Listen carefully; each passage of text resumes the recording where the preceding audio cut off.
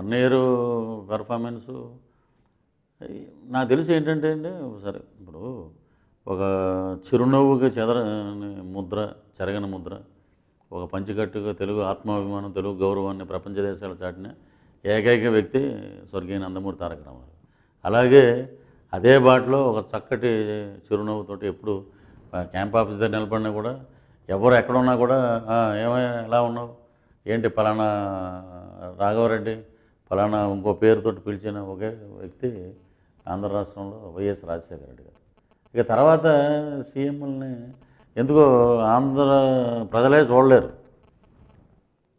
ఎందుకు ఇష్టం లేదు ఎవరికి. ఇద్దరు ఒక సువర్ణ యుగం అయిపోయింది, వాళ్ళు చేసేసారు అది.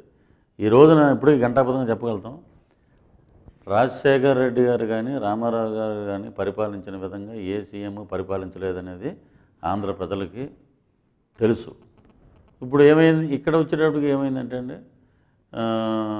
మన పెద్ద వేరియేషన్ ఏమీ లేదు గవర్నమెంట్కి. అదే ఒక 2% అంతేనండి మొన్న ఎలక్షన్లో.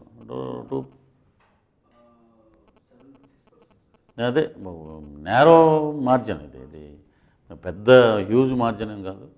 సో వచ్చింది నమ్మకం, గవర్నమెంటుకి ఓట్లు వేశారు, నిలబెట్టినప్పుడు నిన్న మొన్న వనజాక్షి గారు తహసీల్దార్ ఆవిడ మీద దారుణంగా ఆమెను ఇచ్చేసి చింతమనేని ప్రభాకర్ గారు ఎమ్మెల్యే ఆమె మీడియా ముందు కళ్ళంట నీళ్ళు పెట్టుకుంటుంటే పేద ప్రజల యొక్క ఆస్తుల రక్షణ, పేద ప్రజల్ని మేము కాపాడుతాం, పేద ప్రజల యొక్క కన్నీళ్ళను తుడుస్తాం, మహిళల్ని మేము ఆదుకుంటామని చెప్పిన ఇంతమంది నాయకులు మరి చూడండి, మరి సాటి మహిళ మరి ఈరోజు ప్రెస్ ముందు కన్నీళ్ళు పెట్టుకుంటుంటే మరి ఏం చేశారనేది మీ విజ్ఞతకి వదిలిపెడుతున్నాం.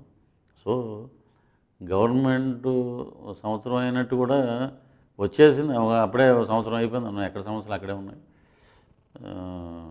ఈ సమస్యలు పరిష్కరించకపోతే ప్రజలు చూసుకుంటారండి, మనం ఏం చెప్పక్కర్లేదు. ప్రజలు మనకన్నా బాగా తెలివితేటలు గలవాళ్ళు, ఎవరిని ఎక్కడ పెట్టాలో అక్కడ పెడతారు.